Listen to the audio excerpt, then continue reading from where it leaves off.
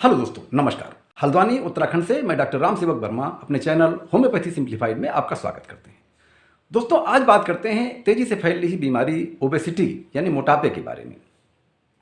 World health organisation यानी WHO ने जो BMI का फार्मूला डिवाइस किया है, BMI का मतलब है बॉडी मास इंडेक्स। वो फार्मूला है weight in kgs divided by height in square metres. यदि इसका रिजल्ट 18 से कम है तो इसका मतलब है कि आप अंडर वेट हैं। 18 से 25 के बीच में रिजल्ट आने का मतलब है कि आपका वेट आइडियल है और आपका वजन बिल्कुल ठीक है। 25 से 30 के बीच में जब आप इसका रिजल्ट आएगा तब इसका मतलब होता है कि आप ओवरवेट हैं, अपने स्वास्थ्य पर ध्यान दीजिए। लेकिन 30 के ऊपर इसका रिजल्ट आता है तब इसका मतलब है आप ओबीज हैं और आपका स्वास्थ्य रिस्क पर है। दोस्तों, कभी ये मोटापे की बीमारी हाई इनकम ग्रुप के लोगों में हुआ करती थी, लेकिन अब आज की स्थिति में जो मिडिल इनकम ग्रुप के लोग हैं और जो लोअर इनकम ग्रुप के लोग हैं उनमें भी ये बीमारी तेज़ी से फैल रही है।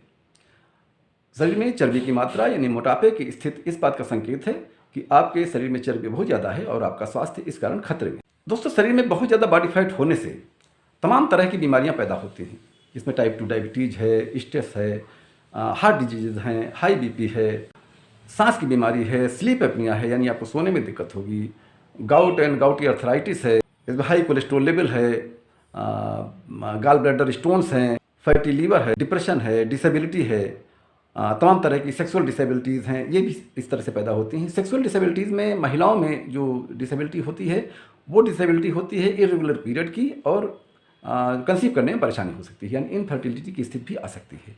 और पुरुषों में जो शरीर में जब चर्बी बहुत ज़्यादा होती है तब परेशानी पैदा होती है इरेक्टाइल डिस्फंक्शन। इन परेशानियों के अलावा बहुत से ओबीज लोगों में सोशल शेम की स्थिति होती है, सोशल स्टिग्मा महसूस करते हैं, सामाजिक समारोह में जाने से कतराते हैं और तमाम लोग ये महसूस करते हैं कि उनका जो अचीवमेंट है वो कम है, यानी वो मेहनत ज़्यादा करते हैं उसका अचीवमेंट कम होता है। तो कुल मिलाकर के जो मोटापे की स्थिति है ये सब कुछ होते हुए भी जीवन की गुणवत्ता को कम कर देती है। दोस्तों, प्रायः देखा गया है कि प्रेगनेंसी की स्थिति में महिलाएं अपने खाने पीने पर बहुत अच्छा ध्यान देती हैं, अपने स्वास्थ्य का पूरा ध्यान रखती हैं, फूड सप्लीमेंट लेती हैं, मतलब भर की चहलकदमी करती हैं और अपने स्वास्थ्य का खूब ध्यान रखती हैं। लेकिन जैसे जैसे चाइल्ड बर्थ होती है यानी डिलीवरी के बाद में उनकी ये सारी प्राथमिकताएं बच्चे पर शिफ्ट हो जाती हैं। फिर वो बेबी की देखभाल और बेबी के स्वास्थ्य के लिए अपना सारा समय लगाती हैं और अपने स्वास्थ्य पर ध्यान नहीं देती हैं। ऐसे में बच्चे की जैसे जैसे वजन बढ़ता है महिलाओं का वजन भी धीरे धीरे बढ़ता जाता है। महिलाएं इस बात से बेखबर होती हैं।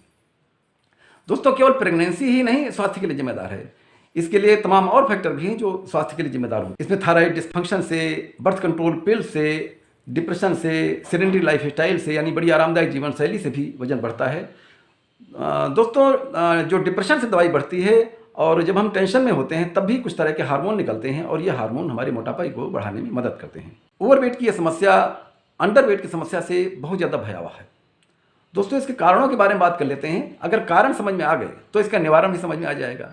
तो पहला कारण तो यह है कि जो हम खाना खाते हैं यानी हमारी जो कैलोरी इंटेक है, कैलोरी कंजम्पशन है और कैलोरी एक्सपेंशन है, बहुत ज़्यादा फर्क होता है। हम खाते बहुत अच्छा हैं और उसके बदले में काम उतना ज़्यादा नहीं करते, लिहाजा ये सारी एनर्जी चर्बी के रूप में हमारे शरीर में जमा होती रही। ये हमारी एनर्जी इंटेक यानी एनर्जी कंजम्पशन और एनर्जी बर्न यानी एनर्जी एक्सपेंशन के बीच में इम्बैलेंसिंग की स्थिति है। इसका मुख्य कारण तो यही है। इसके अलावा हमारी फैमिली हिस्ट्री बहुत हद तक जिम्मेदार होती है। अगर हमारे माता पिता ओबीज हैं तो हमें भी ये स्थिति हो सकती है कि हम भी ओबीज हों। बढ़ती उम्र में बॉडी का मेटाबॉलिज्म स्लो हो जाता है और एक्टिविटीज़ कम हो जाती हैं। ऐसे में अगर हमने अपने खान पान को सुधार नहीं किया तो ये स्थिति हमें मोटापे की ओर ले। नॉट स्लीपिंग इनफ, जो लोग कम सोते हैं यानी जब हम कम सोते हैं तब हमारे शरीर से कुछ हार्मोन निकलते हैं जो हमारे अंदर हाई एनर्जी फूड की क्रेविंग पैदा करते हैं। यदि हम 2-3 बजे रात तक फ़ोन पर बात करते रहें या 2-3 बजे रात तक टेलीफोन पे बात करते रहें या कंप्यूटर पे काम करते रहें तो हमारे अंदर एक क्रेविंग पैदा होती है तला भुना चटपटा खाने की। और ये तला भुना चटपटा खाना जो हम बीच बीच में खाते रहते हैं ये हमारी मोटापे को बढ़ाता है। ये हमारे मोटापे के लिए बहुत हद तक जिम्मेदार होता है। PCOD यानी कि पॉलीसिस्टिक ओवेरियन डिजीज़, ये लड़कियों में होने वाली बीमारी है। इसमें भी हार्मोन का इम्बैलेंस होता है जिसके कारण उनके शरीर में चर्बी बढ़ने लगती है। थायराइड डिस्फंक्शन यानी हाइपोथायराइड की स्थिति में जब हमारा जो मेटाबॉलिज्म है ये काफ़ी स्लो हो जाता है, हमारे थायराइड हार्मोन कम मात्रा में निकलते हैं और हमारे शरीर में चर्बी की मात्रा बढ़ने लगती है। उम्र बढ़ने के साथ साथ ऑस्टियोआर्थराइटिस की स्थिति पैदा होती है। जब हमारा वजन ज़्यादा होता है तो सारा वजन यानी जो ओवरलोड है ये हमारे घुटनों पर और पैरों पर पड़ता है।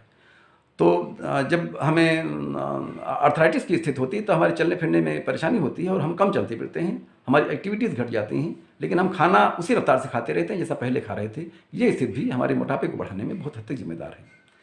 यदि आपके मित्र ओबीज़ हैं तो ये निश्चित मानिए कि आप भी ओबीज़ होंगे, क्योंकि उनके साथ आपकी जो फूड हैबिट्स हैं वो भी उन्हीं के हिसाब से हो। उसमें आप हाई एनर्जी डाइट लेंगे, नॉनवेज लेंगे, अल्कोहल लेंगे, जो हाई कैलोरी बेवरेजेज लेंगे, शुगर बेवरेज लेंगे, पास्ता, पिज़्ज़ा, बर्गर इत्यादि का सेवन करेंगे, पार्टिंग करेंगे, और उसमें जब फूड हैबिट एक जैसी होगी तो ये ओबेसिटी आप में भी ट्रांसफ़र होगी, यानी आप भी ओबीज़ होने लगेंगे। पिछले 2 दशक से हाई एनर्जी फूड का चलन बहुत ज़्यादा बढ़ा है, या इसे हम इस तरह से कह लें कि हाई एनर्जी फूड का जो पहुंच है ये मिडिल इनकम ग्रुप में और लोअर इनकम ग्रुप में भी आ गई है।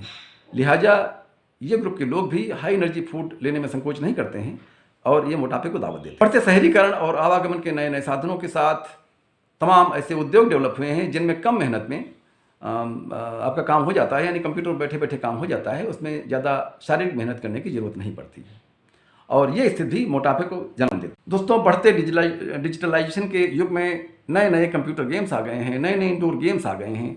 अब इसमें पुराने जो गेम्स थे ओपन फील्ड वाले, उनका चलन कम हो गया है। अब फुटबॉल खेलना, हॉकी खेलना, या इस तरह के जो मैदान में खेले जाने वाले खेल थे, कबड्डी खेलना, ये इनका चलन कम हो गया है, और अब बच्चे मोबाइल पर या कंप्यूटर पर इंडोर गेम खेलते हैं। ये स्थिति भी मोटापे को जन्म देती है, ये मोटापे की टेंडेंसी को पैदा करती है। लोगों ने अपने सुख की अवधारणा को आरामदायक जीवन से जोड़ लिया है, यानी लोग समझते हैं यदि हम आरामदायक जीवन जी रहे हैं तो यही सुख है, और यही जो आरामदायक जीवन शैली है ये मोटापे की ओर ले जाए। अब खेती का काम भी ज़्यादातर मशीनों से होने लगा है, लिहाजा अब गाँव में भी लोगों ने जो फिजिकल एक्टिविटीज़ हैं उनकी कम हो गई हैं, लिहाजा उनका भी वजन बढ़ने लगा है। अब लंबी लंबी दूरियां पैदल चलने का चलन ख़त्म हो गया है, साइकिल का भी बहुत कम लोग इस्तेमाल करते हैं।